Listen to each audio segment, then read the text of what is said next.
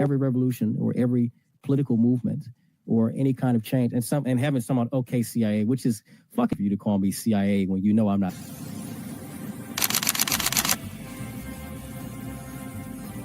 Everything was politicized. It was, oh, this is when we became the left versus the right. But both sides are trash. In COVID,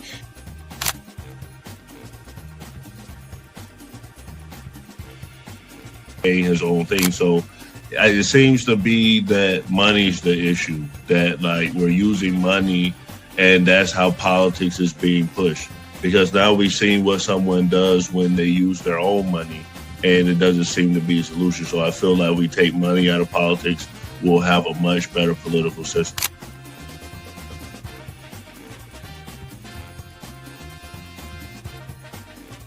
Politician, you think they're gonna come out and tell me the truth? They was lying to my mama. They ain't gonna never tell us.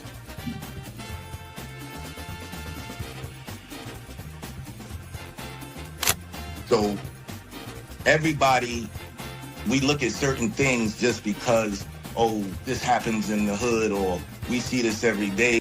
All the way up. These people were speaking truth. King, we could talk X, we could talk it all. They were speaking truth. What's going on in anyone's mind, but let's take it as a given that Gray's argument is true, that the argument to not have ID is that it would be discriminatory versus certain socioeconomic brackets or something. It's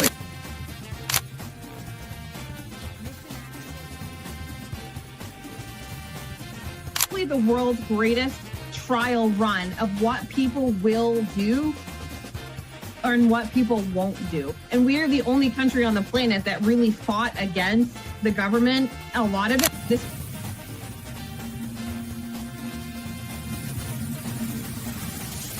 because you focus on 80-20 issues. I'm looking at the Epstein issue as we have 80% of the information we need to prosecute these people that actually did anything, but you're focusing on the 20% trying to take down Donald Trump, which you're never going to get. So I'm going to keep sitting here with a smug-ass face on every single day. I'll explain. Good question. I'll give you the answer. The Republican Party constantly talks about transgenders and transgender surgery to minors.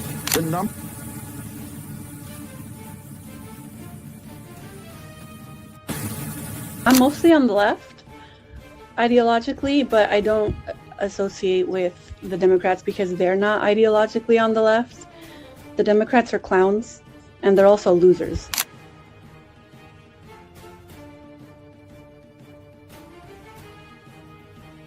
About to be any engaging conversation. It's not about to be any discourse about different political ideologies, what works and what doesn't. If that is the outcome, right? For example, I'm not going to go and just put myself in the middle of a KKK rally. Verify me. I'm not fucking fed. They always do this. I'll say this, right? But they did the same thing to Nick. We've seen the video. They'll call people who are genuine and authentic feds. Because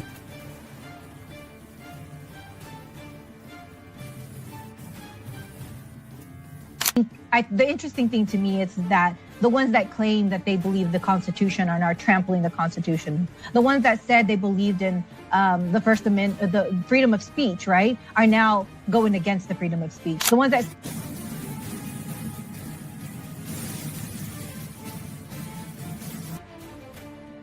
So to see and hear this strong, compelling speech with emotion, I think that's extremely important for young men to see from a leadership perspective.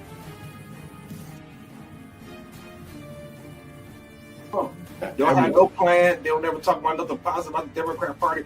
Everything is just anti-Trump. They're not willing to have a conversation. They call us fascists. We willing to have a conversation. Charlie Kirk's willing to have a conversation.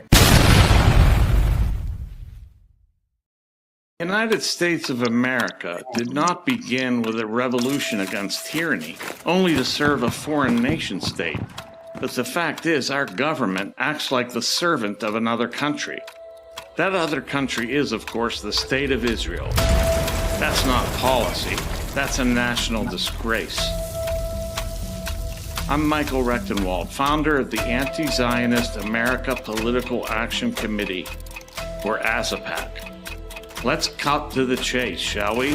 The U.S. government has been hijacked by forces loyal to Israel. Does Congress represent us? No. With rare exceptions, they work for Israel. These aren't your elected reps, they're puppets. And their strings are pulled by donors loyal to the modern nation-state of Israel. This isn't an alliance, it's extortion. While we're scraping by, eggs at $6 a dozen, rent or mortgage devouring our paychecks, our leaders have funneled over $21 billion to Israel in 2 years, not counting the cost of U.S. engagements in the region at Israel's behest. The total cost to U.S. taxpayers in service of Israel is an estimated $33 billion since October 7th, 2023. That's on top of the $3.8 billion sent Israel every year.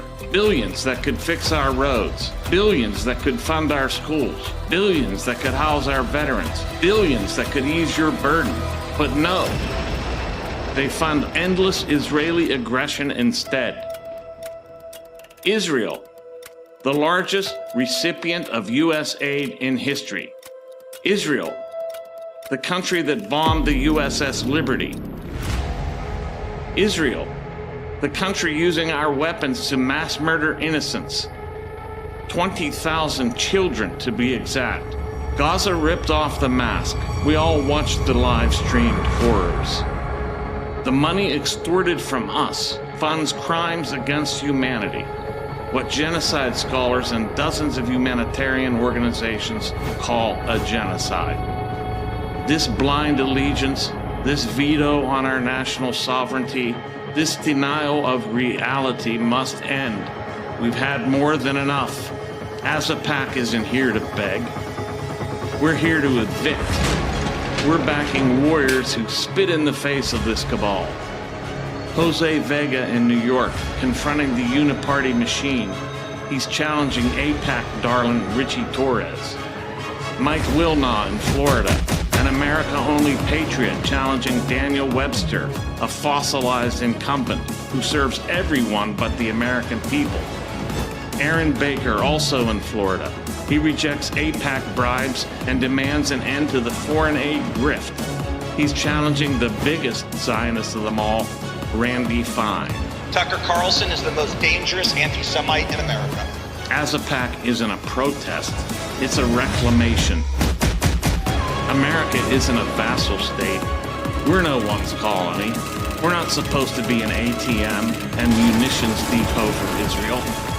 If you're done with the fear, done with our politicians taking bribes, done with being smeared with the anti-Semitic label just because you want your country back, then ASAPAC is your army. Head to azapac.com. That's AZA-PAC.com right now. Donate, volunteer, amplify, join the fight. Because we're not pleading for our country back, we're taking it. Disclaimer. The views and opinions expressed on this panel show are those of the individual speakers and do not necessarily reflect the views or positions of this channel, its affiliates, sponsors, or production team. This content is intended for informational and entertainment purposes only. Viewer discretion is advised. We encourage respectful dialogue and critical thinking around the topics discussed. Party. Why I like the new party? Number one, it's a group of people that's on a panel. We all have differences, but we all basically still come together at the end of the day. The new party for me is about unity. The new party for me is about educating people to the truth, letting people know what's been going on in our country.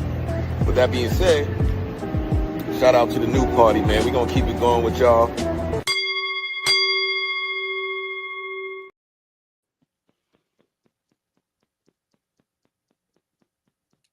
You're muted, Nora.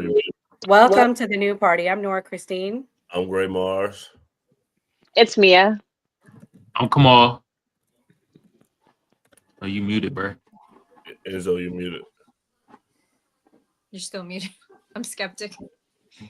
I'm Kim. That's Enzo. And tonight on the new party, we have a very special guest, Michael, the founder of Anti-Zionist America PAC.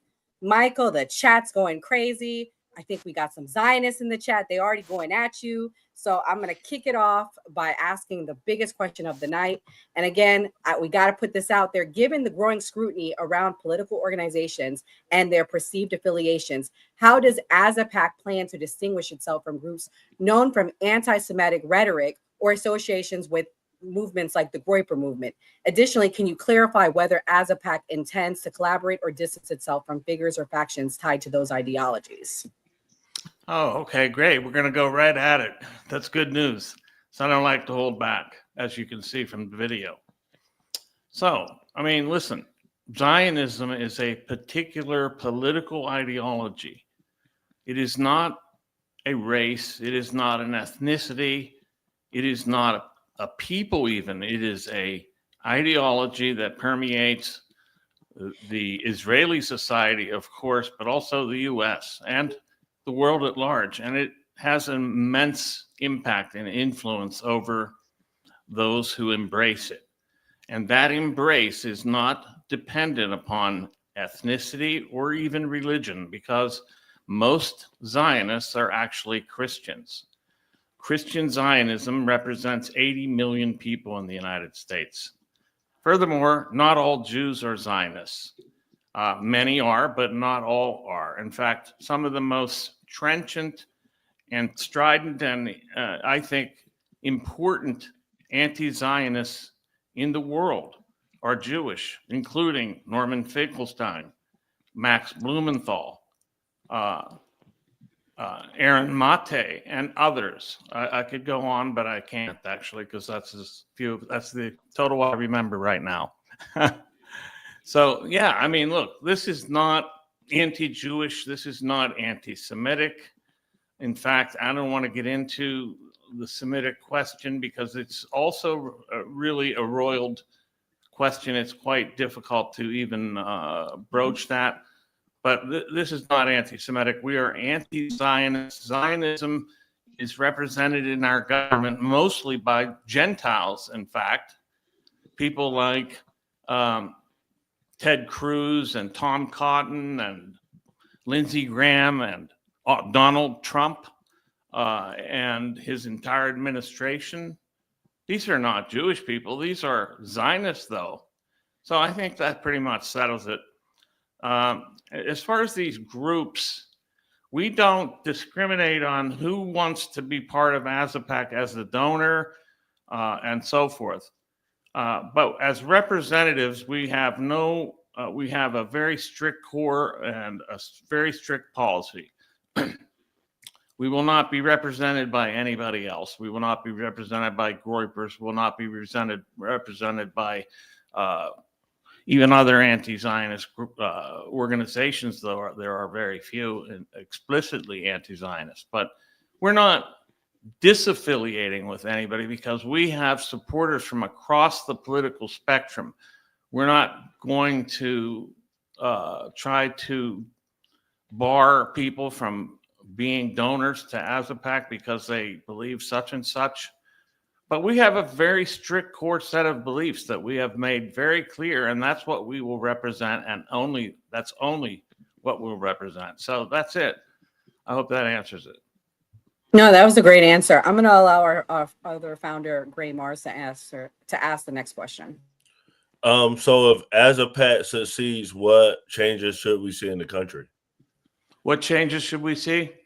We should see the United States taking care of its own people instead of funding foreign wars, sending bombs and aid to Israel and Ukraine, for that matter, and other places around the world in order to kill other people. When our country is being ravaged as we speak, I mean, we have a deteriorating infrastructure. We have inflation, which is really an effect of all the wars and other policies that the government has undertaken. So what we'd be doing is getting rid of the Zionists who are voting for this money, this complete, sucking sound, as Ross Perot put it back in the day, that we're seeing coming out of the United States into Israel. We're being extorted on a daily basis.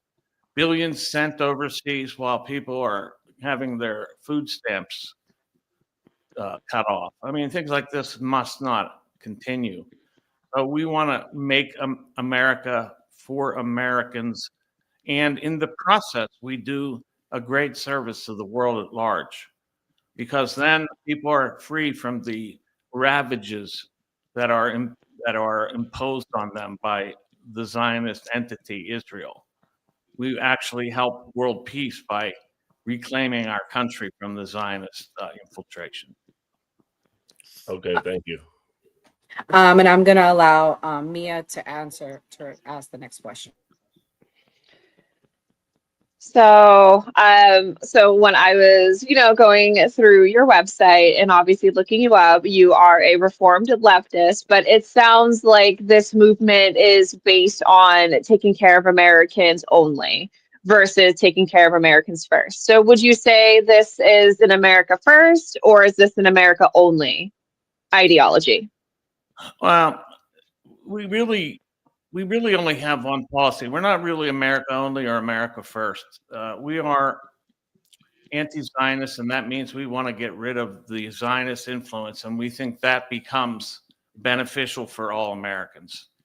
And so personally, I am personally America only, frankly, but the idea there is not to starve other people or other countries of aid and things like that.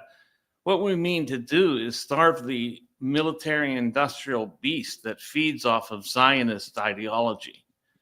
Zionism, if you want to get into a little Marxism here, which I do recall quite well, Zionism is to the military industrial complex what the superstructure or ideology is to the base in Marxist terms. That is, it is the thing that helps to make the military industrial complex and its activities seem natural, seem necessary, seem inevitable, and to seem, and further, to seem as if they're on some sort of dictate from God himself, God Almighty. So there's this Christian Zionist eschatology all mixed in there.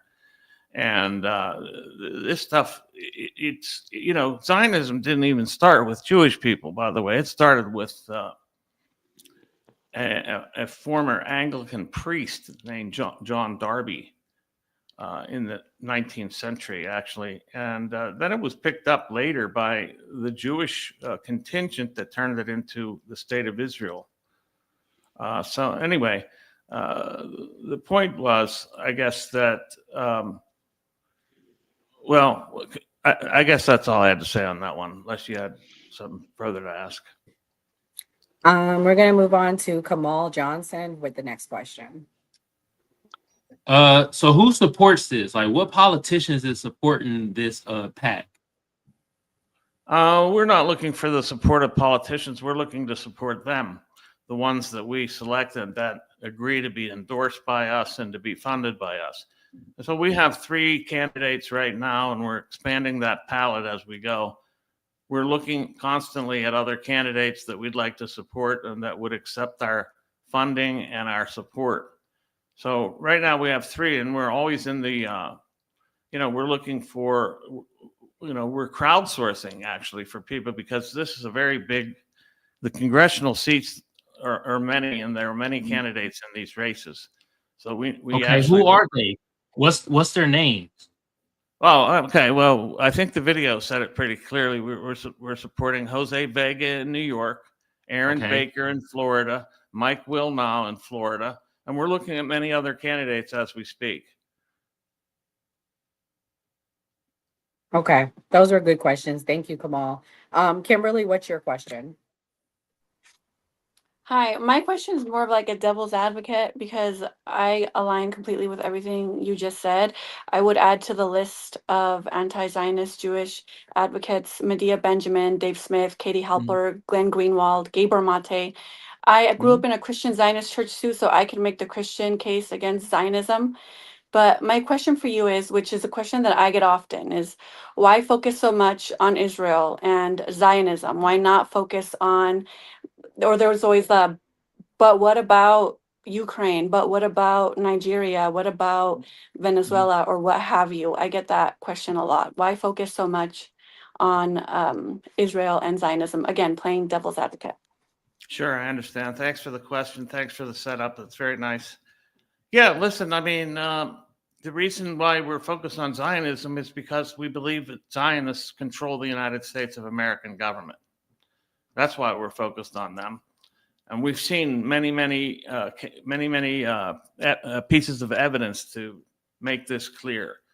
They're at least controlling our foreign policy. When we see that Trump goes on and bombs Iran unprovoked because Israel demanded it, this tells you that our policies are being dictated somewhere else by another people.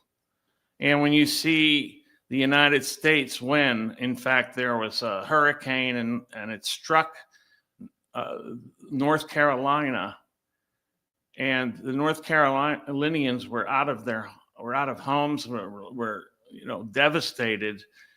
What does the United States government do under Biden but send $500 million to North Lebanon, where Israel had just bombed? So to show you that the United States acts on at Israel's behest to clean up their mess. And now we're going to probably have troops in Gaza. And you could say that the last 30 years of American military aggression has been at the behest of Israel, including the strikes on Iraq, the whole war on Iraq, probably both of them, but at least the second one for sure. Libya, the destabilization and funding of terrorists in Syria until they finally got a Zionist puppet in there. The bombing of Yemen, all at Israel's behest, and because of Israel's genocidal policies and atrocities. All of this stuff is because Israel is controlling the United States. Then they're trying to throw students out of the country for criticizing Israel. They even tried to throw a resident American out of the country, his wife an American and an American child on the way. I mean, these people control the United States. The evidence is so clear. You had 250 state congresspersons going to Israel back in September, I think it was, for a conference called 50 States One Israel.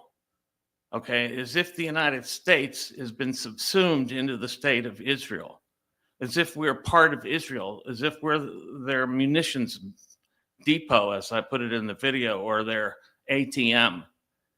The money, you could probably ascribe, I would say at least 80% of the U.S. debt, that is the $38 trillion in debt, can be ascribed to expenses that we have doled out on the behalf and at the behest of Israel.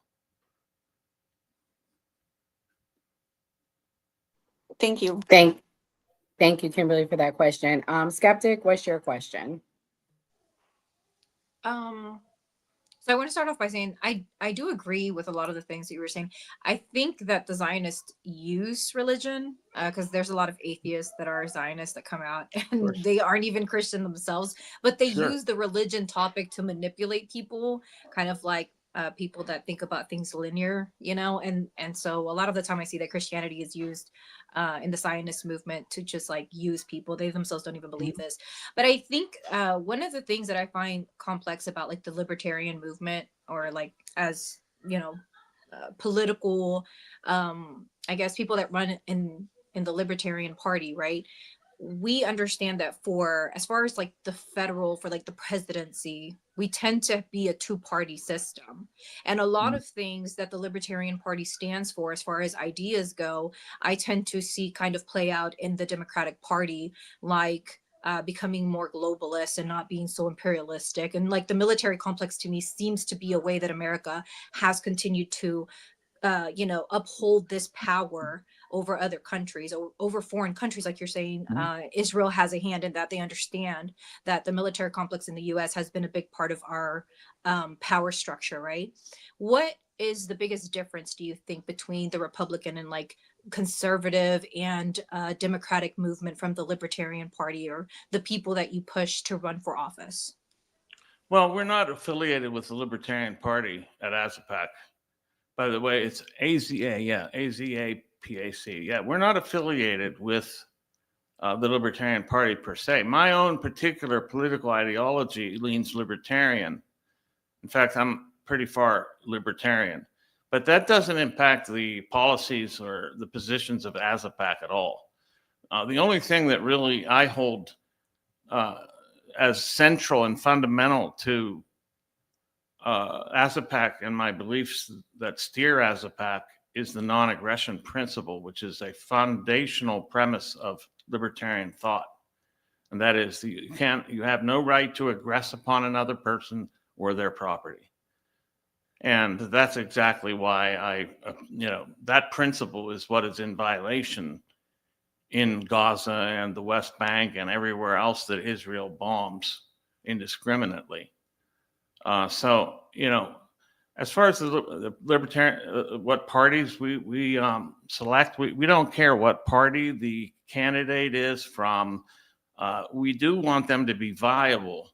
So, third parties are less viable in the United States, except at the very local level. We're not working at the local level. We're working at the level of Congress right now. That's where we want to get the biggest bang for our buck, is to get Congress people in. And I don't care what party they're from. We're not partisan at all. In fact, I think that it transcends left and right. And I think we attract, and we have attracted people from both sides of the so-called political spectrum, which I'm not a great believer in. Anyway, I think the up-down or vertical axis is much more important. That is the people versus the ruling class, frankly. And the ruling class is Zionist. Before Enzo asks his question, we have 2 super chats. W Enzo, thank you, Bad Pancake, for the super chat. And Big Tim says Israel has made many technological breakthroughs. Now I will allow Enzo to ask his question. Perfect. Thank you for coming. First off, my question would be, so CARE isn't registered as far, and they receive gifts and direction from other countries specifically that are adversarial to the United States, like Iran. Why should we be more concerned with Israel, considering the amount of times CARE has been listed as an unindicted co-conspirator in tons of terrorism-related cases in the United States, like the Holy Land Foundation and the Holy Land Five? So, in my opinion, I think this is more important than 1% going to Israel, when Israel gives us pretty much 10 times more back, and we give them 3.3, they give us 48 billion back. So okay, well, I mean, those are some assertions that I can't really adjudicate right here, because I'd say that look, I don't care how much the military industrial complex gets back from Israel in their purchases of weapons using money that was stolen from me, okay, and other taxpayers. I don't care whether the Israelis are able to make technology that we can't make here. Maybe they could do it without killing 100,000 children. That's what the real number is. Maybe they could do it without stealing from us to pay for it. That's what I would say to that question. I don't really care how beneficial they are in some other respect, or whether they feed the military industrial complex or the Palantir panopticon that is being constructed thanks to the same people, the Zionist billionaire class. So no, I'm not worried about CARE. I'm worried about, I think all foreign lobbies should be banned. Okay, all of them should be banned, but that's inclusive of Israel's foreign lobbies, AIPAC being the largest of those. Wow, this was a great interview. we would love to interview your candidates. We've been bringing people on, Michael, so we can talk about that privately. Before you head out, let us know your closing thoughts and what the future plan is for As a Pack for 2026. Sure. I mean, As a Pack is going to endorse and support candidates from across the political spectrum to enter into the government, to get out of this obedience and subservience to Israel and their constant funding by U.S. taxpayers to commit crimes against humanity. We're going to have nothing of it. We're going to start putting a block of candidates in place that replace Zionists and that make a wave in Washington, D.C. When we knock Randy Fine out of the picture in Florida, it will be a momentous victory, not only a political one, but a symbolic one that'll bleed over into other races. So As a Pack is putting forth anti-Zionist candidates to knock Zionists out of office and to reclaim the U.S. government for the American people. Thanks. Thank you again. We got to bring you back, Michael, especially in 2026. We appreciate you coming. God bless and good night. God bless. Thank you for having me. Thank you. All right, guys. There's some Zionists in the chat tonight, honey. I never seen y'all show up before. Some of y'all it's first time coming, and I know you're connected with Enzo, so it's really surprising tonight, honey. It's really surprising. But anyways, tomorrow night we will have another big guest. You guys will probably recognize him, so you definitely want to come back tomorrow. It's a very big guy on the left. I'm gonna have it be a surprise. He has 120,000 subs, so looking forward to having him. But before we kick it off, we're going to talk about Illan Omar. Did she really marry her brother? Is she going to be deported? This is like the biggest story of the night.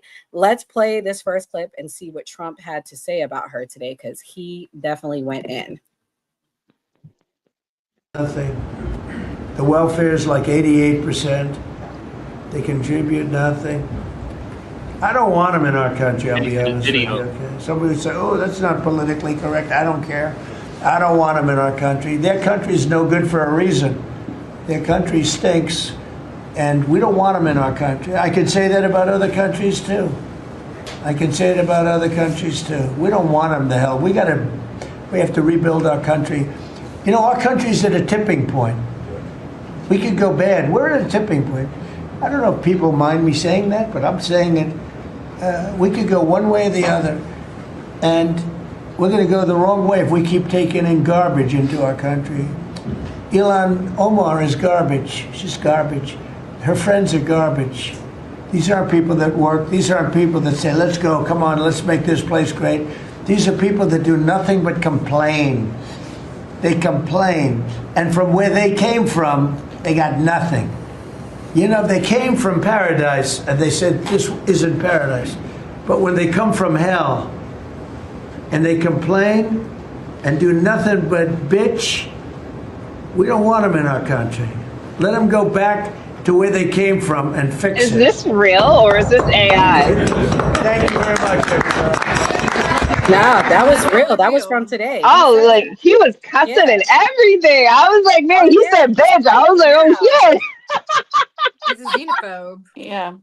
Big So, xenophobe there. Skeptic, you know, I made a video and we had a reaction to it. And you know what? The first insult they said to me, Skeptic, they called me the N-word, the B-word, and they said, get the F out of their country. And these are supposedly conservatives. I'm no longer a conservative when I'm saying stuff they don't like.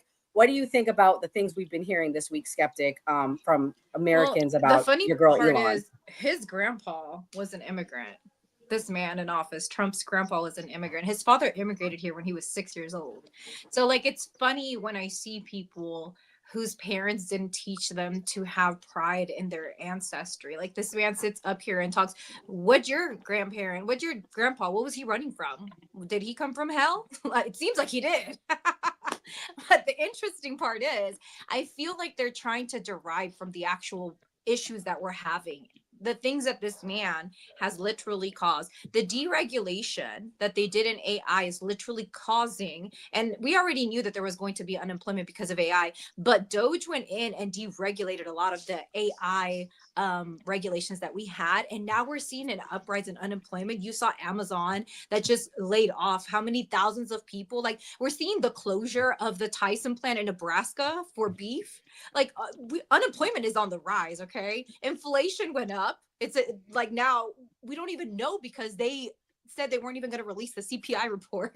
Everything is way more expensive. This man is ignorant, and now we have to sit here and listen to you talk about Illan Omar. Why should I care about that when you're literally destroying our nation? This man he has somebody in office who, number one, is probably drinking on the job and is committing war crimes. This man said kill them all. Like, what are we talking about? And you want to sit there and say these people are coming from hell? We are creating this nation a hell. That's what we're doing because we voted for an ignorant person. It's crazy. Well, you know, I'm going to show why you should care about Illan tonight. And I'll let the chat decide. This is a clip of talking about fraud, and let's see if she did commit any. President tweets as if he has the authority to terminate temporary protected status for Somalis in Minnesota. Even little kids in 8th grade know that that is not an authority that the president has and can wield. The other unlawful thing that our lawless president is claiming to do so is to terminate that status for only one state, which he has no authority to do so. So, for the 300 or so people that are impacted, that currently live in Minnesota and across the country, we see you and we stand with you, and we will make sure we do everything that we can to help make sure that your status is adjusted before March of 2026.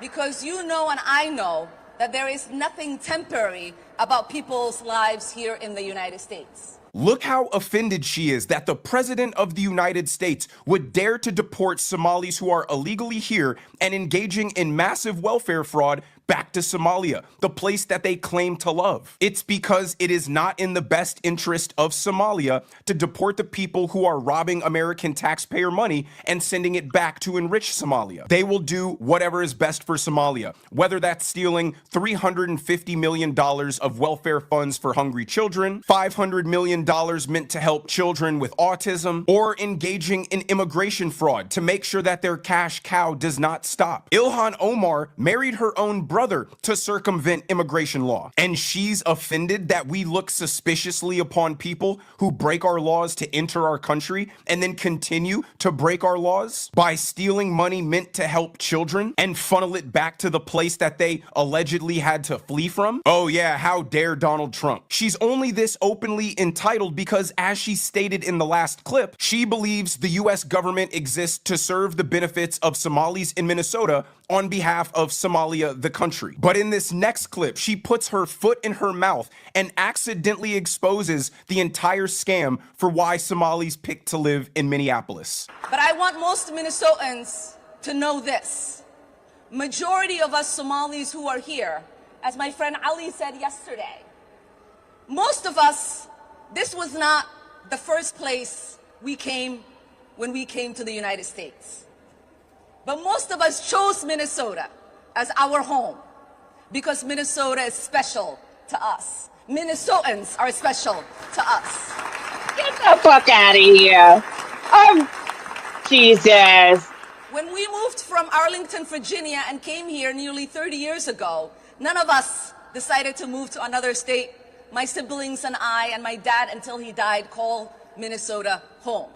Because, like I said, Minnesota is special. And I know almost every single elected Somali Minnesotan did not start out in Minnesota, but chose to come here, stay here, start families here. So instead of the Somali diaspora living sparsely across the United States, where they would be forced to integrate and assimilate into American society, they chose to congregate in Minneapolis so they could create an enclave that acts as a satellite state for the nation of Somalia, where they can amass political power and elect representatives like Ilhan Omar, who will do exactly what she admitted in the first clip: work from within the United States system for the betterment of Somalia, where they could engage in the same backward cultural behavior of corruption and piracy that led to Somalia being a failed state, and use their political leverage as a voting bloc to force local and state politicians to turn a blind eye to their massive fraud. In the last video I made, they have the police chief apologizing to the Somali community if they feel targeted by these fraud investigations, all while having a Somali translator. In the video I made before that, the mayor of Minneapolis is giving whole speeches in Somali. They have successfully weaponized white liberal guilt to force the acquiescence of their mission to benefit Somalia by any means necessary. So now if you want to win elections in Minneapolis or Minnesota, you need the Somali vote. And in order to get the Somali vote, you must vow to prioritize the interests of Somalia. Otherwise, they'll just install one of their own, like Ilhan Omar, who will do it. The latest mayoral race in Minneapolis was decided by leveraging a Somali clan war back in Somalia to split up the Somali vote in Minneapolis. You can't make this stuff up. Somali clan wars are deciding who the mayor of Minneapolis is. I truly believe in the exceptionalism of America. And because of that, I do believe that immigrants on an individual basis can integrate well into America, even from places like Somalia, but only if they're willing to completely repudiate the culture and customs from where they came and fully assimilate into the American way of life. They must be willing to become American at their core. But when 100,000 congregate into one city with the explicit intent on not assimilating and being encouraged not to assimilate by woke liberals who think that it's racist, we can't be surprised when the exact same things that made Somalia unlivable start happening here. It's the same problem with Dearborn, Michigan. You can't flee from a radical Islamic Sharia country and then set one up here in the heart of America. But here's where Ilhan says the problem isn't the Somalis who are perpetually committing welfare fraud. I'm the problem for making it known that's what they're doing. Can I just say something real quick, though? It's funny that they're acting like Somalians are taking over Minnesota when in 2025, it was assumed that they made up 1.2% of the population of the state of Minnesota. Like, that's so awesome. Well, Mia, and if you're going to say something hold about on, skeptic, hold on. Because here's We the thing, they're asylum seekers. Skeptic, please. We all gonna get a turn. We all gonna get a turn. I wasn't done saying my We comment, now, go but ahead. I understand, but we're not doing that tonight. We really not. We really not. We all need to get a turn. You just had your turn. We're gonna let Mia get her turn. Mia, you said you've been to Minnesota a lot. You got family there. She brings up a good point. It's only 1% of the population. Is this legit or is this total BS?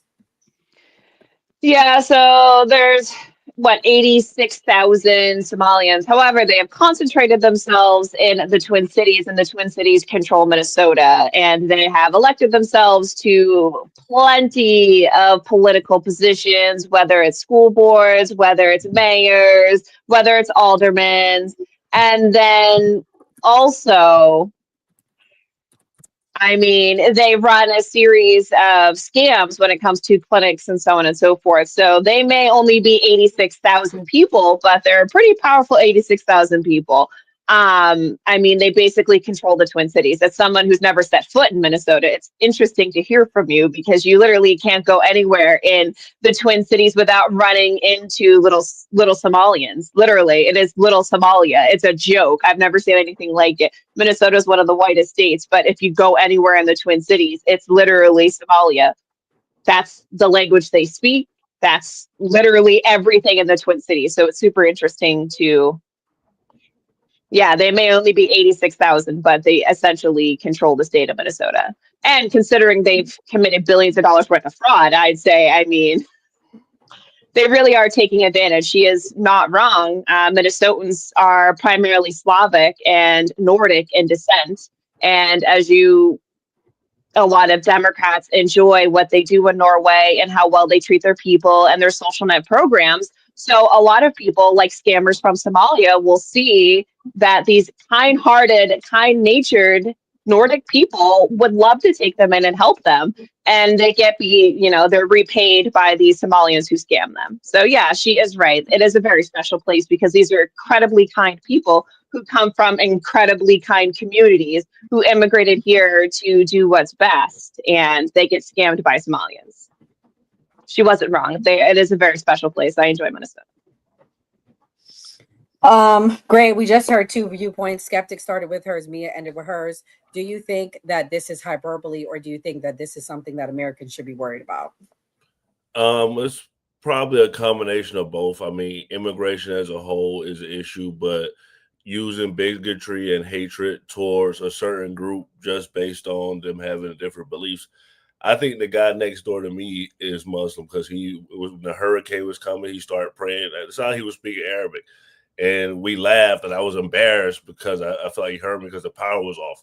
But it wasn't like it was this massive thing where it's like, okay, now I see you outside. It's completely uncomfortable. It was this awkward situation, and we moved past it. So like people can be of a different culture, and it can be awkward at times because my other neighbor complained about him to me. But if you just talk to people and try to like understand people, I think it's fine because we're all human beings at the end of the day. I mean, the other big allegation with Illan Omar this week was regarding her immigration situation. This woman says we shouldn't be looking at who she married, but about her documents. Let's watch. Hey, sports fans. AJ Kern here. I recently received a letter from the United States Citizenship and Immigration Services that I'd like to share with you in a moment. But first, a little background.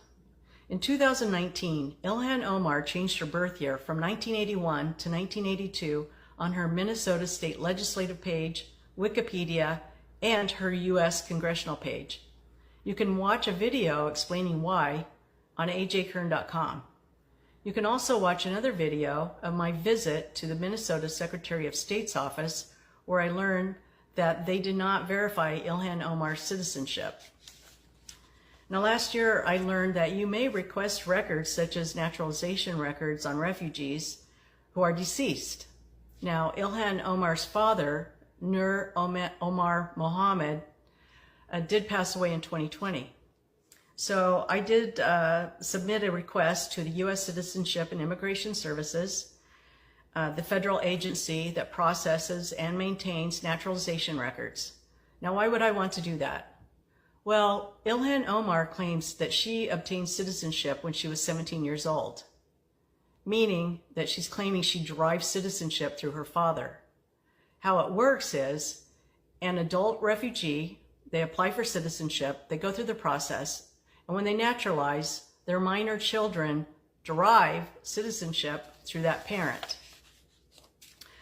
On the form that I sent, I included the name her father used when he lived in Somalia. I also included a news article with a photo of her with her father, and this news article did verify that he did pass away in 2020. Whoever conducted the record search, they knew exactly whose records I was seeking. So it took a whole year.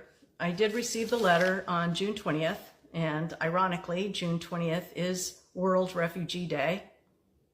Interesting. Your index search request was received in this office on June 27, 2022 regarding Nur Omar Mohammed. Yada yada, we completed a thorough search for records. Unfortunately, we found no matching index reference. Our search included all variations of the subject's name, including Nur Saeed Elmi Mohammed, with the same results. There's no records. You can see the letter on ajkern.com. And I want to be clear about this. The federal agency which processes and maintains naturalization records, they have no index reference. There's no record. He never naturalized. So it's impossible for Ilhan Omar to have derived citizenship through her father. It looks like Ilhan Omar is not a citizen. She just didn't count on the fact that someone might request her father's records. Kimberly, do you think this is relevant or BS? I would have to verify what she's saying. But I do want to say that I think for a lot of my conservative friends, they'll complain about immigration fraud and social welfare fraud. Never hear them talking about tax fraud or wage theft, which are the biggest forms of fraud in this country by far. And this reminds me of the story of that school principal that lied on his about his immigration status. I think that's indicative of the failed immigration policies that we have in this country. We need immigration reform. I haven't heard anybody talk about what we did to Somalia. Somalia is one of the 7 countries that we've attacked as a result of the clean break strategy. A lot of the times when you get immigrants that come in from other countries, you interview them, they don't leave their country because they want to. They leave their country because they have to. And I'm letting you know right now, I have kids. There's nothing I wouldn't do to protect my kids. I would cross over illegally. I would go through any loophole. I will do what I have to do to take care of my kids. These are people who are desperate. These are people whose countries we have bombed and decimated. And we also need to consider the fact that our immigration system has failed. We need immigration reform. We want people who are productive citizens in this country who will contribute to the American dream. And I think that immigrants make America great. I think that this country is the greatest country in the world because we are a pluralistic, multinational, inclusive country going back hundreds of years. There are always influxes of immigrants coming in groups. They always concentrate in cities. That's why right here in downtown LA, you get little Tokyo, little China, little Mexico, little Philippines, little Thailand. People will join in their groups and they will also assimilate within America in to a certain extent. Should we maybe add some requirements like with the citizenship or the naturalization steps, which require like you learn a little bit about American culture, maybe even make English the national language? Sure, that's fine. But I think a lot of the times when we hear about these complaints about Haitian immigrants or Venezuelan immigrants or Somalian immigrants, there are a lot of undocumented Canadian immigrants as well. So it's just food for thought there. We should all look at our humanity when considering the immigration policies of this country, which I love. Love this country. Kamal, what do you think? Do you agree that immigrants make this country great? What's your thoughts? I'm sure you have lots of them. I ain't gonna lie to y'all. I just Googled the ICE number because I might have to call that shit on Kimberly. Kimberly, you cool and all, but damn. I said last time you came for the immigrants. I was born here, and my mom was naturalized as a teen. She really was naturalized, though. I'm not sure about Ilhan, but my mom was. Okay, for sure. I still Googled that number just in case. I would just have to say, I'm glad we delineating as Black Americans. Couple years ago, with as we've been hearing, the Somalians out there scamming for billions of dollars. God damn. And now we're hearing about Ilhan Omar possibly marrying her brother for a green card, some immigration status shit. Man, I'm gonna tell you right now, man, the Somalians, they the Michael Jordans of scamming. God damn. They are top tier scammers. Not all, but y'all shooting a good percentage. It's like that 1.2% out there in Minnesota. Y'all not all scamming, but y'all probably doing 95% of the scamming in the goddamn Twin Cities as we fucking speak. God damn. And the way they scamming. I'm sorry. This person said, yeah, we're feeding 10,000 families a day with only 5,000 motherfuckers in the county. My mind was fucking blown hearing that. But I will say this. I don't know if y'all ever met Somalians, but I have. Out here in San Diego. That was the first time I got slapped in the face with delineation. I was like, first of all, not gonna lie, they rude as fuck with their weird shaped head ass. They rude as hell. And then I was like, hey, yo, my black bro right here trying to get on. I'm not black, I'm Somalian. I swear to y'all, I was 19, San Diego hooping. That's the first time I heard of some delineation shit. And I'm glad we delineating. Y'all can't put this on black folks here. This gotta be on Somalians. This gotta be on Somalians. You gotta take the L. Illan Omar, you most definitely gotta be the damn what would be one of the greatest football players? You feel me? You gotta be the Tom Brady of this shit. To marry your brother. Don't do that to Tom. Don't do that to Tom. That's mean. You don't He's the deserve to be associated with her. But he is one of the greatest QBs that couldn't run for shit in the league. You feel me? I'm just saying, Illan Omar top tier with if this is true. You feel me? But like I said, I'm glad we delineating as Black Americans because we're starting to see some things. I'm just saying. That's Well, before we move on to the next clip, after I played, I'm gonna let Enzo speak. But shout out to Miley or Millie. How do you say her name? Millie? Millie, yeah. Millie. At Enzo, Jan CPI 3%, CPI today 3%. She also said HSS fraud is taking over Minnesota, 31.7 million. Big Timmy said war in Somalia was valid to take out a warlord. I guess that's in response to you, Kim. And then Millie said, Omar, you mean Cersei Lannister and her brother. So oh my God.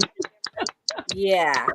I'm going to talk about the Shut up, marriage Millie. allegation, and I'll let Enzo respond to it, and then I'll let Skepta go again as well. Story is blowing up fast because federal insiders are now saying they identified Ilhan Omar's alleged brother, and the evidence behind it is stronger than what anyone would have expected. Y'all like the video right here, follow for more.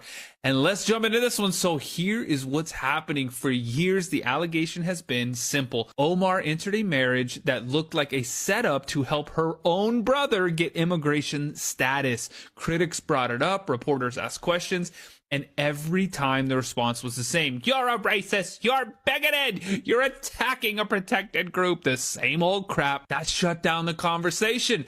But insiders are now telling reporters like Vinny Johnson that Homeland Security has evidence showing the marriage was fraudulent. Not rumors, not speculation.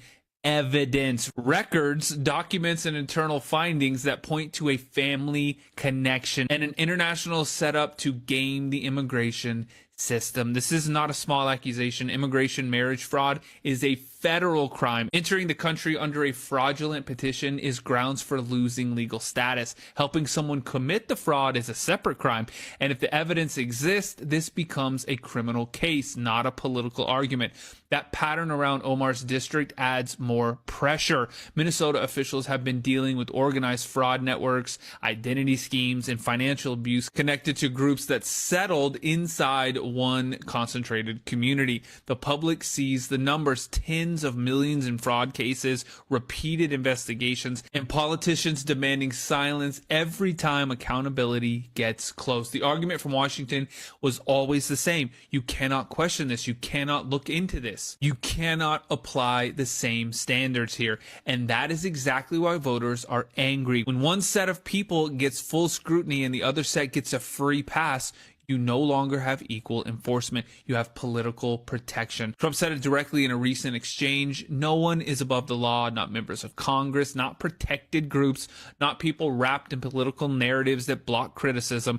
If someone lied on federal forms, there is a process. If someone entered a fraudulent petition, there is a consequence. That is how the law works for everyone. If the evidence insiders describe is real, the question now is simple. Does Washington enforce the law the same way they claim they do, or do they protect one of their own? Again, either way, the public will not ignore it this time. The story is too big, the record is too long, and the evidence insiders are describing is too serious to bury. Y'all like the video right there. Follow for more. Let me. Enzo, what do you think? Is this too big to ignore? Is this like BS? What do you think? Well, first off, I want to play this for Kamal because you want to get the ICE number. Wait. All right, never mind. It's not gonna fucking play. It was gonna be ICE. They're not gonna get me. I look white. So I'm good. that don't matter. That don't matter. I've been questioned on job sites. I've been questioned by DHS and ICE on job sites. I look white. They came right up and asked me, and I'm like, "Here you go, sir. Here you go. I'm an American citizen. I did it the right way. Instead of fucking denying and getting fucking deported and arrested. That's how you do it." I was born here. Anyway. Kimberly, I got that fake white privilege. I look just white enough to have privilege. Anyway, this is not something too big to ignore. This is something that they should be looking into. This is something that they should have been looking into long ago. But for whatever reason, I mean, we just let people come into this country and we give them social security numbers. I mean, it literally just came out that under the Biden administration, nearly 4 million immigrants were given social security numbers. Let that sink in. Illegal immigrants were given 4 million social security numbers. They just found that out when Doge was going through everything, mind you. But back to this, right? Ilhan Omar. This is why I say that if you're not born in America, you should not be allowed in any type of elected official seat whatsoever. If you were not born here, if you're an immigrant and you come here and you have a child here, sure, let that person run. Let that person be in office. It doesn't matter what we do with the situation whatsoever, because the Democrats are going to paint this. Oh, this is Donald Trump going after his political opponents. This is Donald Trump going after the Democrats. Even though we know they committed crimes, we're still going to blame Donald Trump. Blah, blah, blah, blah, blah, blah. We see this all the time. You guys are going to literally just stick up here, or I'm sorry, sit up here and keep covering for Democrats. We see it with the Epstein shit. What about Jasmine Crockett and them covering for Hakeem Jeffries and Stacey Blasquette that's texting Jeffrey Epstein? You guys are literally covering for people when you wanted these files out so people go to jail. Now you're covering for them. They're going to do the same thing. I think we should crack down on this. We should crack down on Minnesota. We should crack down on Dearborn, Michigan, where all this fraud and all these people are coming to the country not to assimilate, to take over, like I said on the podcast multiple times already, that are stealing from HHS. We should be looking into these things. This shouldn't be a partisan thing that the Republicans are doing this. This should have been taken down a long time ago so this doesn't happen. Because if a rightful or naturally born American citizen commits crime, they're going to jail. No one's going to question it. They're not going to say, oh, this is coming out of bigotry. We're just going after these marginalized communities. No, they send them to jail. It doesn't matter. So I don't know why we're giving special treatment or just looking the other way or trying to cover things up anymore just because it's somebody who's in politics. They should be the ones that are going to jail. They're supposed to represent us. Skeptic. Okay, I know you got a lot to say, darling. What do you think? I know you're going to answer a lot, but I want you to also answer this. What is your response as a first-generation American when people are saying things like they don't assimilate? That's like the biggest thing we keep hearing, and the whole reason justifying their attack on places like Dearborn, Minnesota. What do you think? Assimilate to what? What is American culture? What, putting raisins in your potato salad?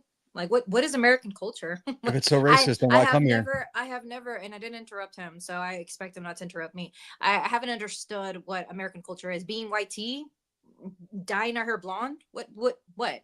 I speak Spanish. My parents, I speak English and Spanish. I speak 2 languages. It seems like Illan Omar speaks English too.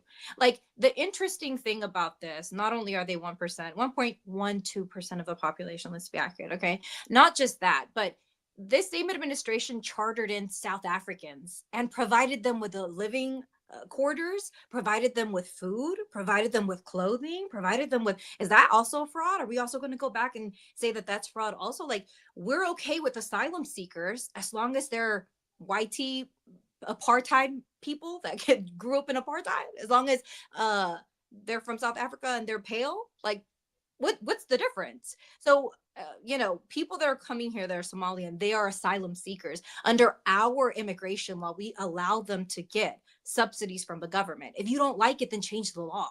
But you can't just come in and charter in South Africans and say that's okay. They assimilated well, huh? You guys send them all into what, Idaho? That's fine that there's a little group of them in Idaho. No problem with that.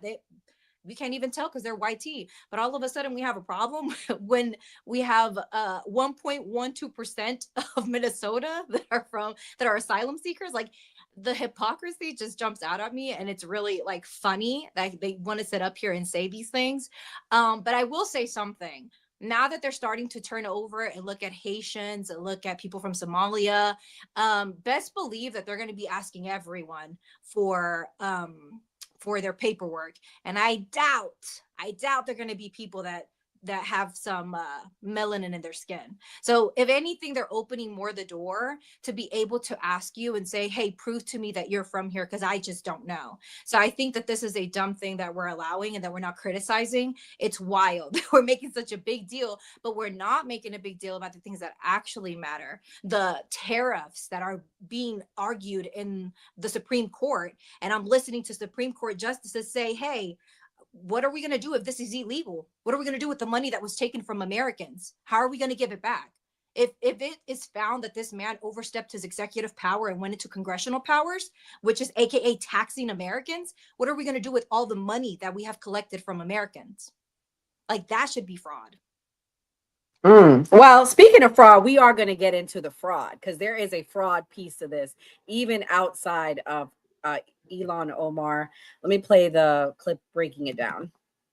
Shit's heating up in Minnesota. Tampon Timmy, you are going down. This just out. Listen, this story is not coming from conservatives. It's not coming from right-wing media. It's coming from staff inside the Minnesota Department of Human Services, the very people who've seen the rot, the corruption from the inside out. Now they're saying enough is enough.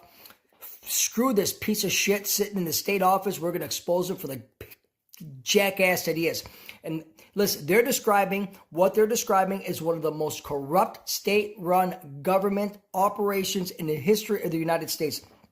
I thought it was bad here in Illinois with the Pillsbury Doughboy up in Springfield and Jabba the Hutt down in City Hall. But what the mayor of Minnesota and the governor of Minnesota are doing and have done to the Minnesota people is absolutely fucking disgusting.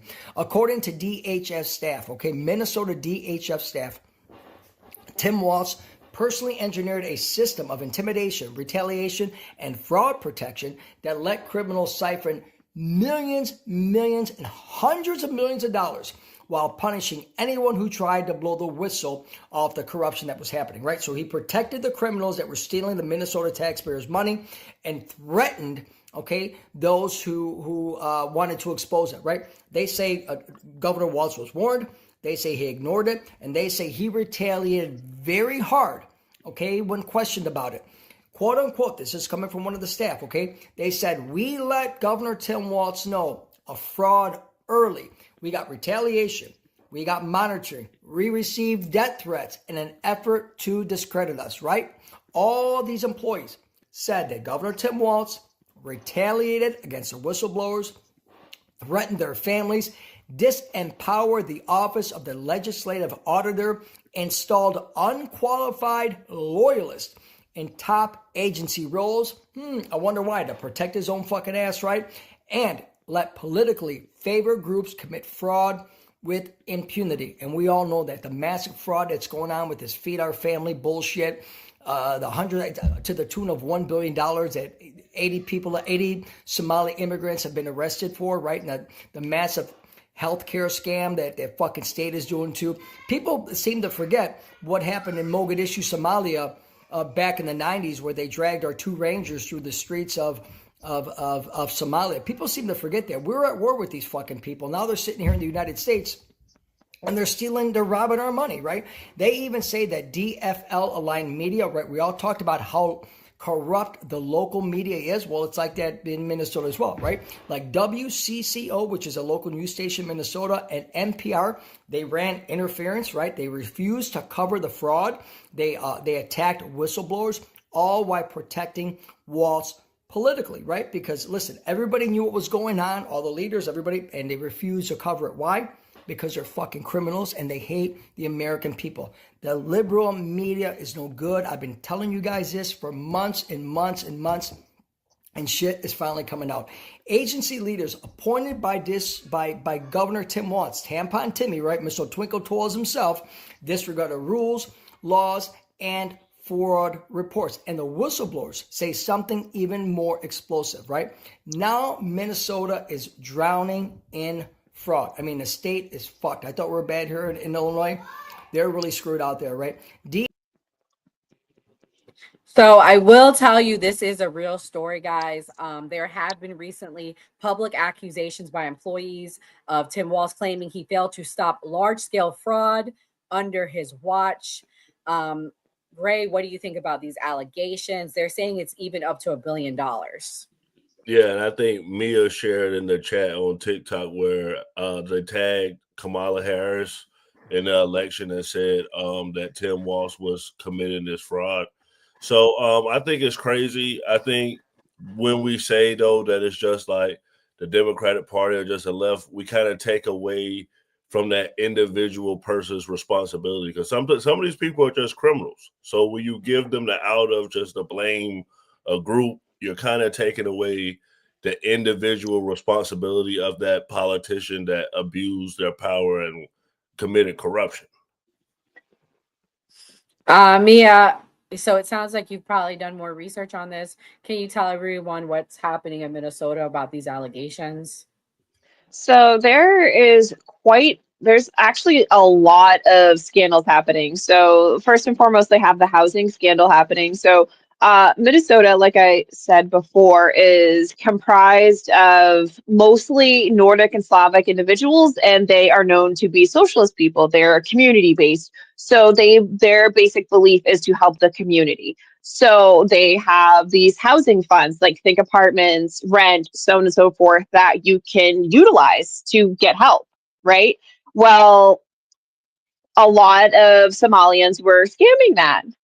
They were starting LLCs and running them out of PO boxes, and they were actually committing Medicaid and Medicare fraud. So they were stealing people's social security numbers and billing their Medicaid and Medicare, all factual. It's actually on the news now, to the tune of 14,000, 21,000, 150,000. And then that is just the housing piece. That doesn't include the autism piece, because now they have actually prosecuted a female Somalian doctor of $14 million in Medicaid and Medicare fraud because she was running an autism clinic. But not just her, a lot of other people in her family as well. So there's the medical aspect. And they were fudging the numbers so badly in the Somalia community to where in Minnesota, Somalians are 1 in 14, allegedly, through this fraud. However, if you look at the same demographic of Somalians in other states where there's a large 50,000 plus population, it's 1 in 53, which pretty much lines up to the rest of the country. So as you can see, based on the data and the numbers and the statistics, they are lying and they are being prosecuted. We are at 80 people right now. A lot of it is running in families, started through fake LLCs, allegedly giving out 10,000 meals a day in a county that is so tiny with only 2,500 people. I mean, it's housing, it's Medicare fraud, it's welfare fraud, it's medical fraud. I mean, it's every kind of scamming you can potentially think of. These people are now being prosecuted for. And to add insult to injury, a certain judge named Sarah West in Hennepin County is actually overturning these convictions to some of these Somalians, even though they are being convicted by a jury of their peers with evidence. Some of it is now being they're being overturned by a rogue judge. So I guess we have a lot of rogue judges in this country. It's very interesting stuff. If you guys have not looked into it, you should look into it. They've actually tracked the money into Somalia to the terrorist group there. Like they're taking these people's hard-earned, Midwest people are so kind and so nice.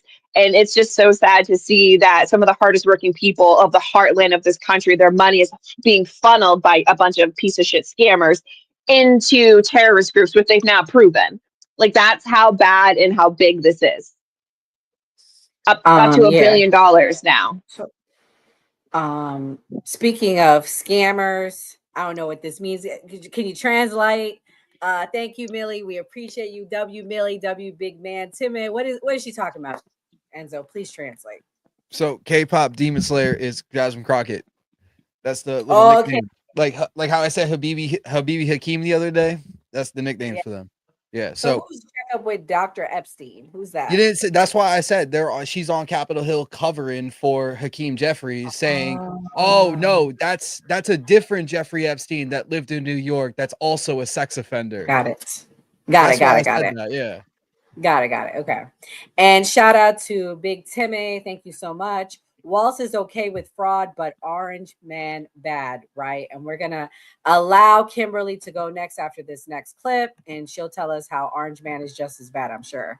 I'm just kidding. Kimberly's not doesn't have TDS. Here we go. People of East African descent have been charged, convicted, and sentenced for stealing more than $1 billion in taxpayer money from government programs during COVID. As you know, Governor, that is more than Minnesota spends each year to run its Department of Corrections. So I want to give you a chance to respond to this. Do you take responsibility for failing to stop this fraud in your state? Well, certainly I take responsibility for putting people in jail. Governors don't get to just talk theoretically. We have to solve problems. And I will note, it's not just Somalis. Minnesota is a generous state. Minnesota is a prosperous state, a well-run state. We're AAA bond rated, but that attracts criminals. Those people are going to jail. We're doing everything we can. But to demonize an entire community on the actions of a few, it's lazy. Kimberly, do you think this is a pivot, or do you think that what he said is relevant to the allegations that have been brought against him and his administration? No, I have no affiliation to either political party. So when Kamala picked him, I automatically assumed there must be something wrong with him, and there was. So when you looked into him, he wasn't really like the freaking worker class hero that he thought, or people thought that he was. He was committing this fraud story. It's gotten much worse now from what I can hear, but it was since the time that Kamala picked him, it was an ongoing investigation, at least, or accusations against him. I condemn fraud. I condemn it with when people do it regardless of a political affiliation, nationality, immigration status.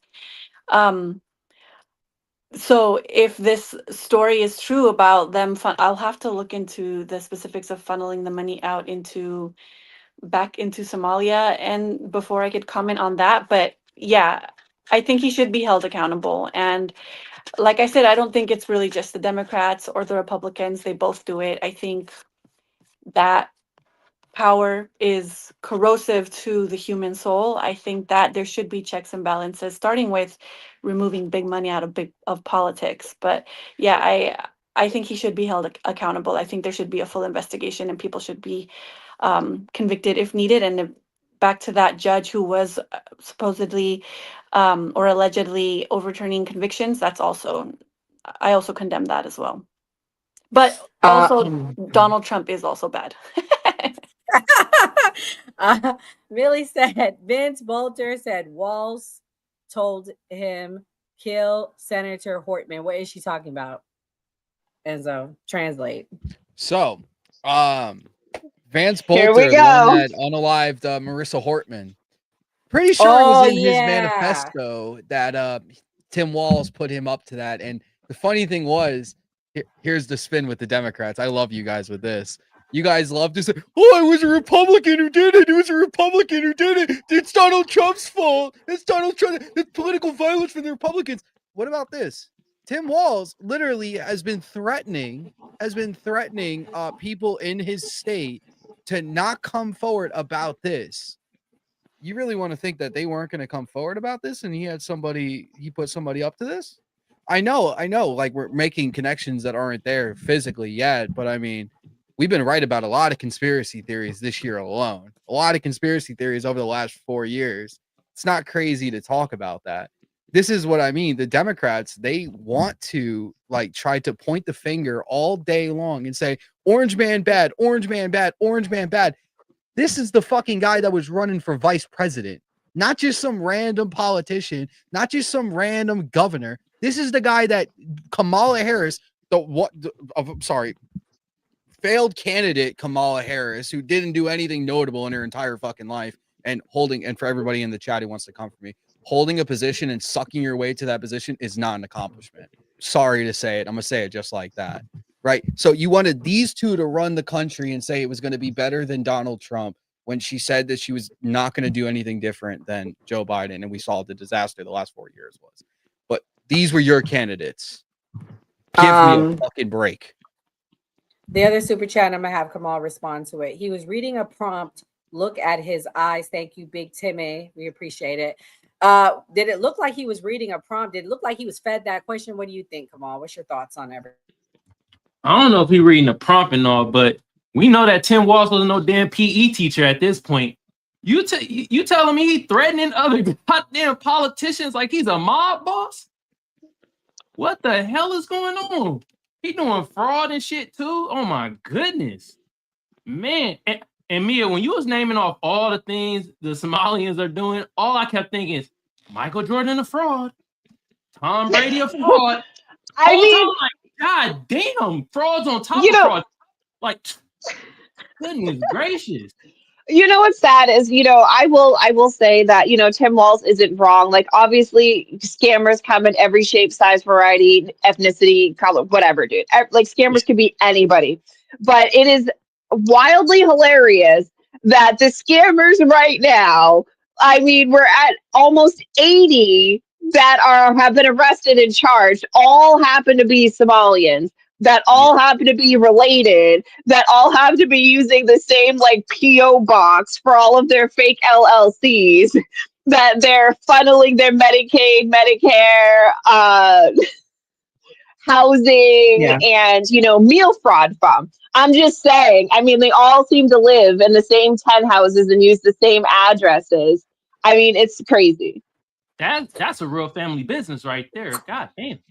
Literally, though, if you look at the legal documents, they're all related. They're just like it's weird. It's like a little spider web of people, and it's like this person's related to this person who's related to this person, which is funny about the relation part because we listened to Ilhan Omar talk about moving from Arlington, right, to Minnesota because it was better. Well, funny enough, her brother Elmi graduated from a high school in Arlington. Allegedly not her brother, though. I'm just throwing that out there. She made her own connection. Yeah, so the last clip we're going to play is about Somalians losing their TPS status. I'm going to let Skeptic be the last one to respond. And Big Timmy said the mob still lives in the Midwest. Look at Cleveland.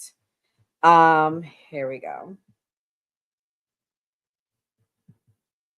Interesting about the Somalian deportation. They want to remove the protective order. The person they need to blame is Illan Omar because basically she brought so much negative attention because she's so arrogant.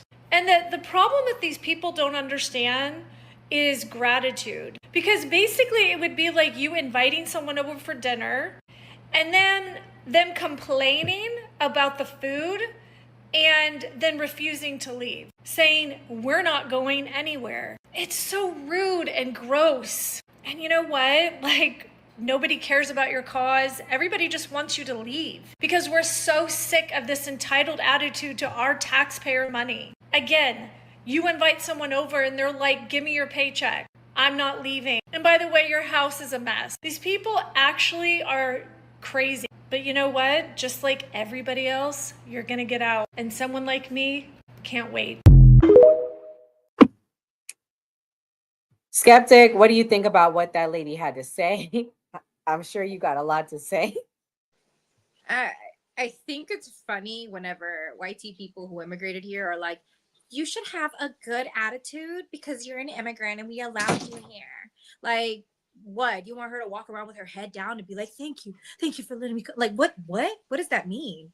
Like she's an asylum seeker and she's here under your immigration laws. She didn't break any law. And it's crazy that we've heard so many theories.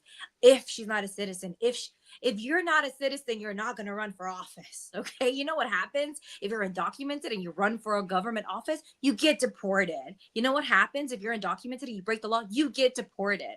Like if you have a social security number, you are no longer undocumented. I don't know if people understand, like the lack of knowledge is like very frightening.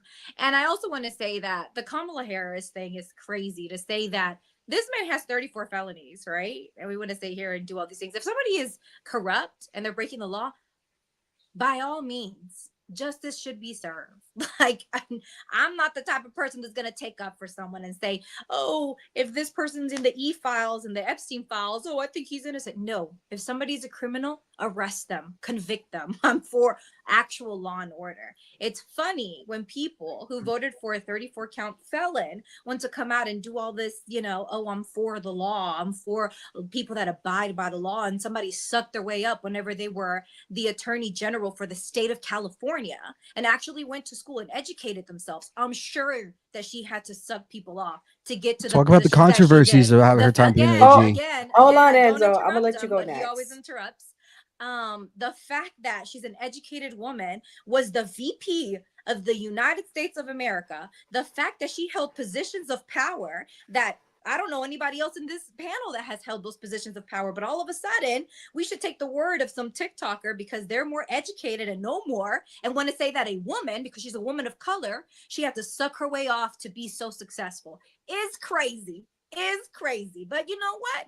Everybody can believe whatever they want to believe. I choose to believe that people and women, if they're educated and they work hard, they can reach places and they don't have to get on their knees one time. But that's just me, because that's probably the reality that I've lived. I've been able to educate myself. I've been able to hold positions. I've been able to do things. And I've been married for 10 years. And let me tell you, never had to do nothing other than abide by my education and my intelligence. So maybe other people's realities are different, but I think again the hypocrisy is at an all-time high. This man, not only are they going to say the Epstein files, anybody who is a person who has said a 10-year-old is the girl I'm going to date in another 10 years is sick. Anyone who has said their own daughter has legs like their mother, I don't know about up top yet, she's a baby, is a sick person.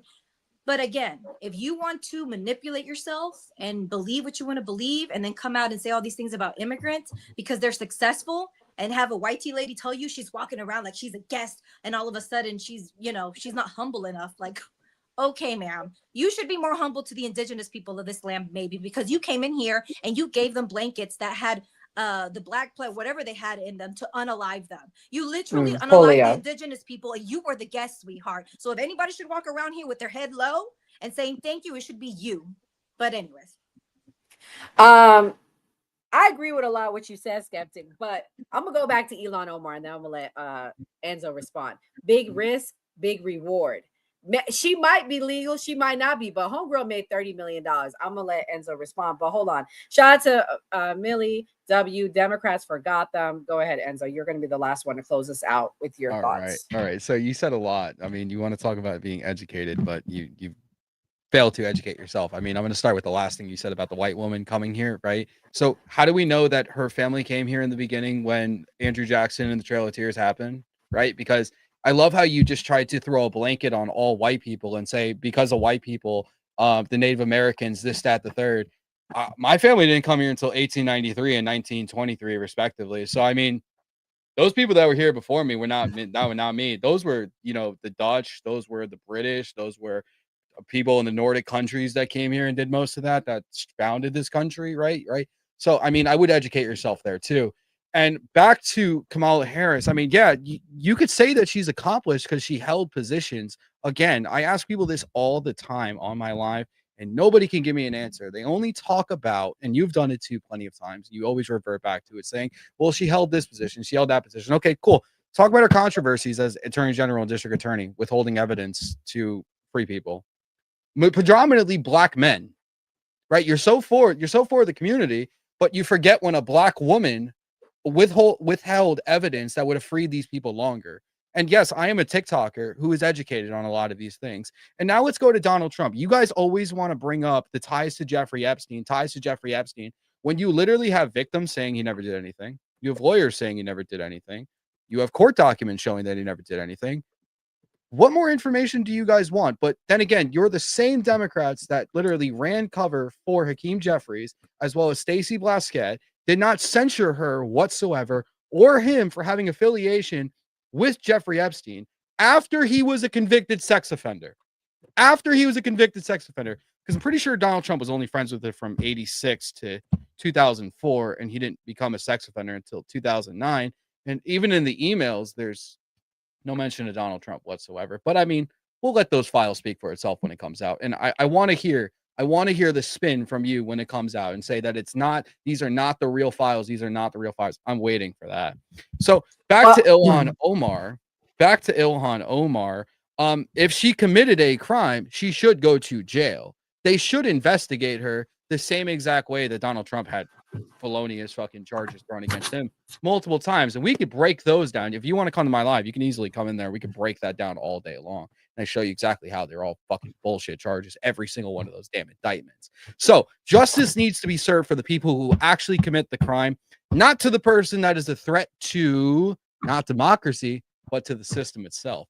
That's why the Democrats fear Donald Trump, because ever since 2016, he's been a threat to the system that they put together, that the Democrats and Republicans put together for the last 250 years. And he is trying to change all of that and actually bring this country back to what it's for. We could start today with the Trump bank accounts, how we're actually trying to show financial literacy for Americans from their birth, right? So where was the plan from the Democrats to do this, to actually boost up the working class and boost up children in this country, to give them a head start, instead of saying, oh, you're dealt a bad hand, you got to live with it? No, now we can actually say, hey, you were given $1,000 by the government. Now, when you turn 18, that turned into $100,000 by, depending on how the market goes. If the market keeps going the way that it's going, it's 7 to 11%.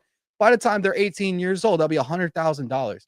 Why can't you start anything with your life now? Now you got no excuse why you can't start your life. But guys, I would allow Skeptic to respond, but it's getting really late. I'm gonna read the super chat, Skeptic. I'm gonna have you do your closing thoughts, and you can respond there. This was a good dialogue. Yeah, I'm gonna let her go after the super chats. It's 9:30, guys. It's getting late. We all gotta have time to be able to go. You know, we gotta wrap up before a certain time. All right, Big Timmy said, just want to say I love the podcast. Thank you for all keeping dialogue and freedom of speech alive despite differences. Thank you, Big Timmy, for all the super chats tonight. Millie says, notice the Democrat brokies can't support the cast. Hey, Millie, that's the best thing you done said all night, girl. Love you, Millie. I love you. Come on, the left, God y'all gotta damn. hold it down. It was a fair panel tonight. We had 2 people on the left, we had 2 people in the middle, and we had 2 people on the right. So it was a very, very fair chat. So thank you for that. Booty said, Boa did a little cruise out. Sorry. People run for government to break the law. That is fact on the left and the right. He also said all should read George Washington's second farewell speech to the nation. W, thank you so much. Again, guys, this was a good debate. We might just need to let Skeptic and Enzo go at it one night, man. Yeah, round Thursday 2. night might need to be the night. Well, no, Thursday night By all means. covering the Venezuela war, so I know Skeptic is going to be Skeptic. You're going to have a good friend Thursday night. It's going to be another good person on the left. But tell us your closing thoughts, and you can respond back. Thank you.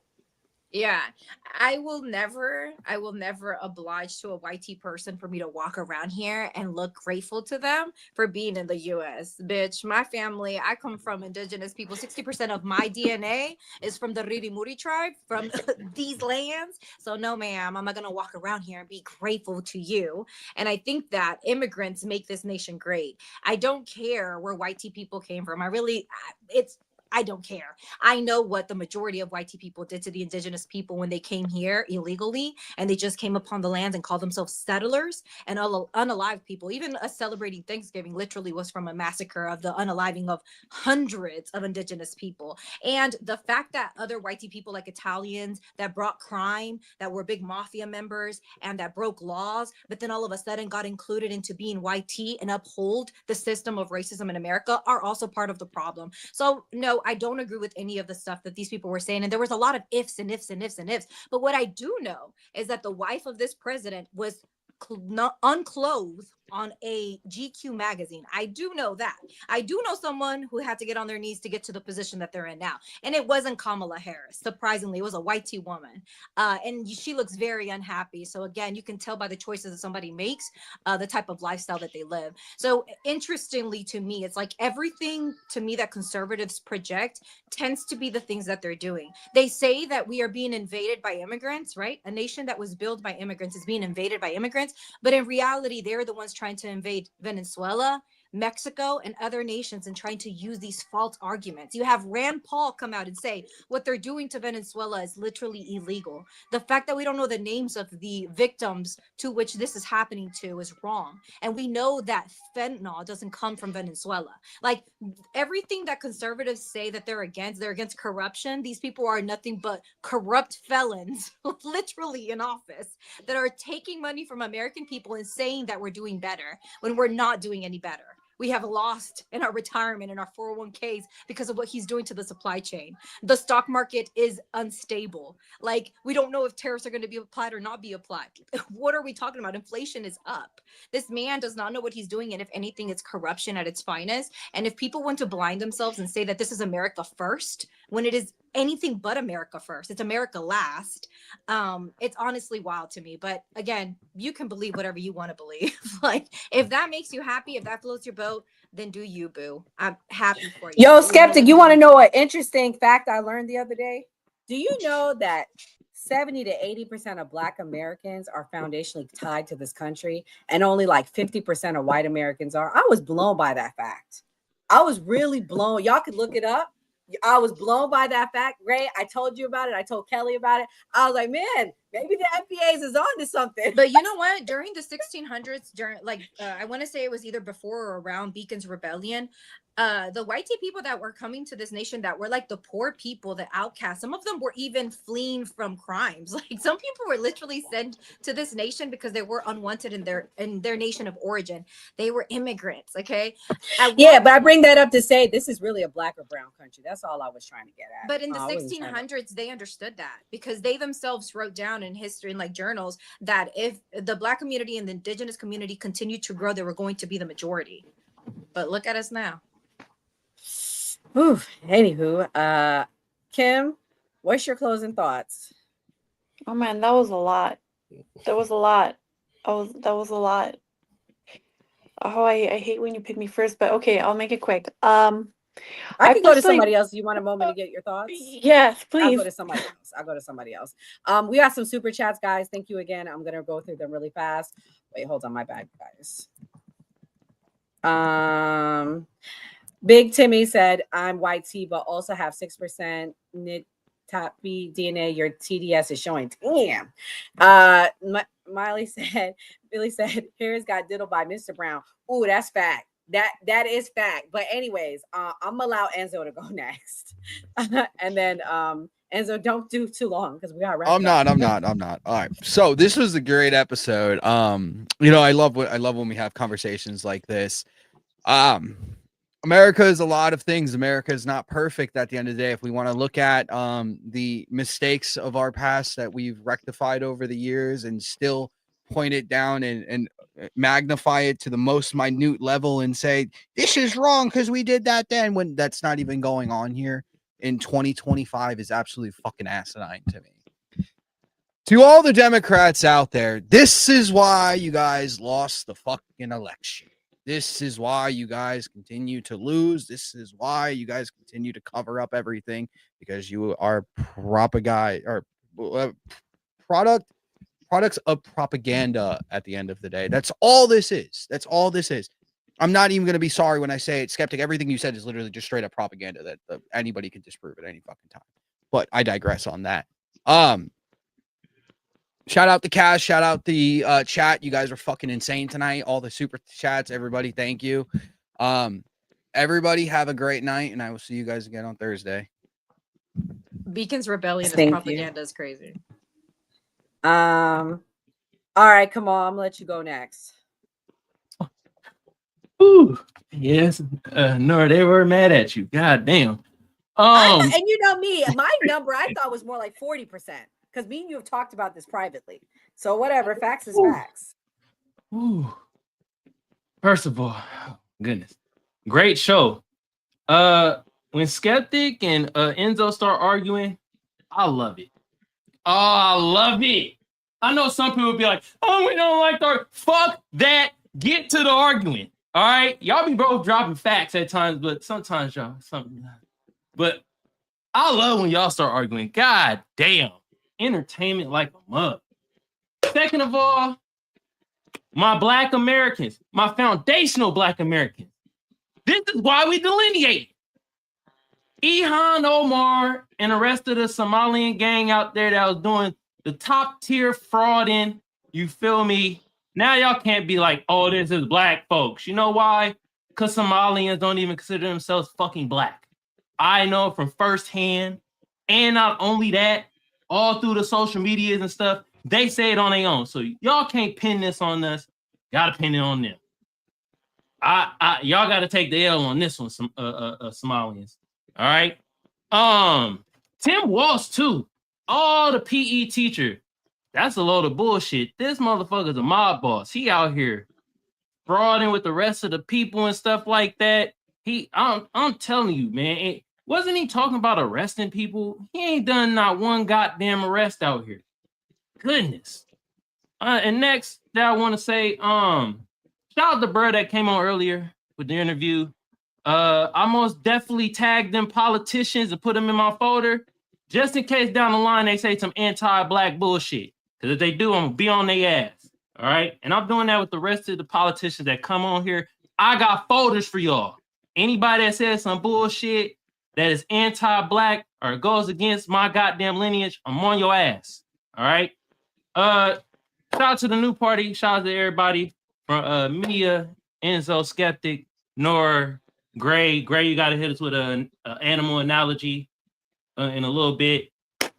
Kimberly, shout out to you too, but you say one more thing, I might have to call ICE. You feel me? God damn. But shout out to you, Kimberly. We gonna find you that married man soon. Or that rich man, not the married man. The rich man soon.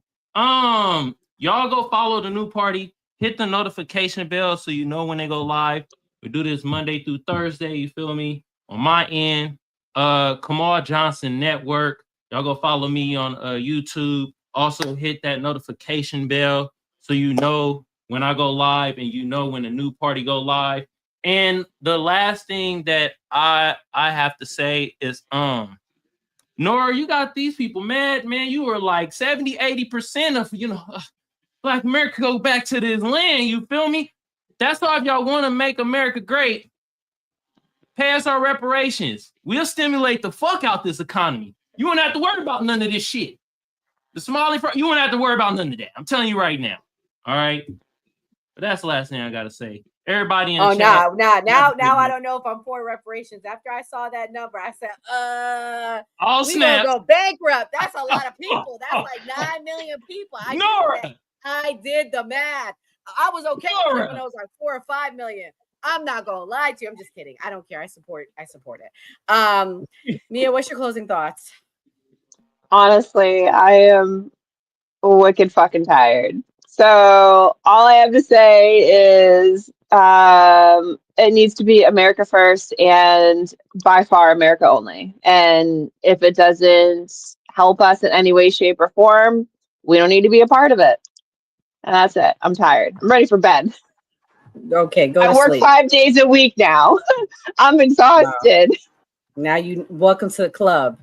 I know, girl. It's a lot. Go ahead, Daria. What's your closing thoughts? You ready or you need a moment? I'll make it quick just because we're all tired. But Kamal, you said you wanted to get me a married man. I'm not Kamala. I want a rich man, unmarried rich man. But to be fair, I don't.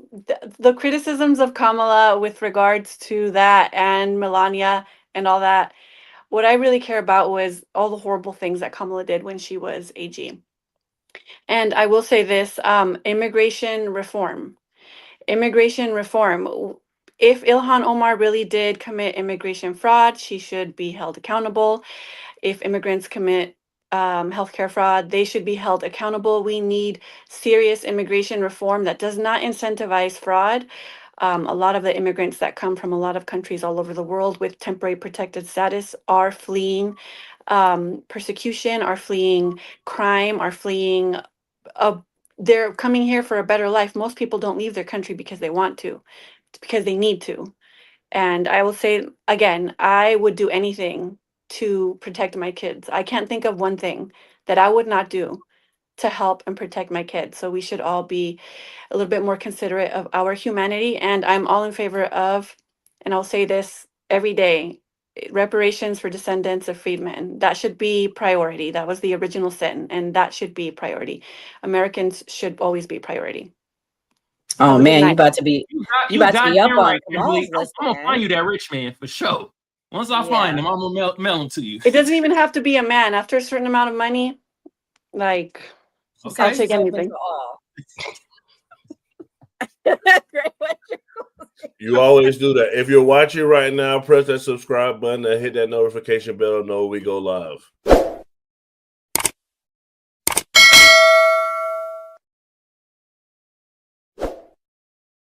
First off, big shout out to the chat. Thank you for the donations. When you donate, we're able to bring you better content and we're able to do more stuff with the team. Like, for example, we'll be doing a Secret Santa opening on December 23rd. So you'll be able to see us doing Christmas stuff. So that's something totally different than us just talking about politics. So when you guys support us, we're able to bring you much better content and better things for you guys. So big shout out to you. Big shout out to the person that came for the interview. What I'll bring up today is what I talked to Nora about. Me and Nora both did Ancestry, and I told Nora to look at her Ancestry. So we focus on people's race. And if you actually looked at your Ancestry, you'd probably be shocked at what you are. I'm 15% European. I don't know if Nora wants me to tell this, but she's Jewish. But no, I'm not. I'm 4% Nordic Jewish, and they claim that my family's roots, because I don't know if you guys know this, Ancestry doesn't go back to past 1700, but that's another conversation. But if you notice, all we did was talk about these people ethnicity. We didn't talk about the actual fraud. We didn't talk about how they did it. We didn't go into any of the details of what the crime actually was. So I feel like when we focus on ethnicity and race, we get lost. And Kamal, you wanted to quote, you got to see the forest and not just focus on the trees. So that's my closing thoughts. Like we always say on New Party, always vote. God damn. Oh my God. All right, guys. Thank you, Jaron. Jaron's been rocking with us since then with the data when we would go on. He finally sent a super chat, so we appreciate your support. It's never too late. Great show. Thank you, Darren. I'm gonna make my closing thoughts fast, but it's important to be said. My fellow immigrant sister on the panel, skeptic. Tonight, I want to speak directly to the spirit of division that's trying to take root in our country. We are better than the hatred, the fear, and the scapegoating aimed at immigrants. America has always been shaped by people seeking hope, not by those spreading hostility.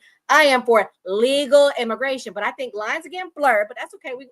It's okay. It's okay. We're going to pray for America. The Bible reminds us, do not neglect to show hospitality to strangers, for by doing so, some have entertained angels without knowing it. That's Hebrews 13:2. People wanted to talk about the Bible tonight, so I had to put that in there. We are called not to fear each other, but to see each other, to build a nation where every family, no matter where they come from, can live, work, worship, and dream in peace. Yes, we have challenges, but I'm optimistic because the same God who brought us this far is not finished with America yet, because we are the greatest nation on earth.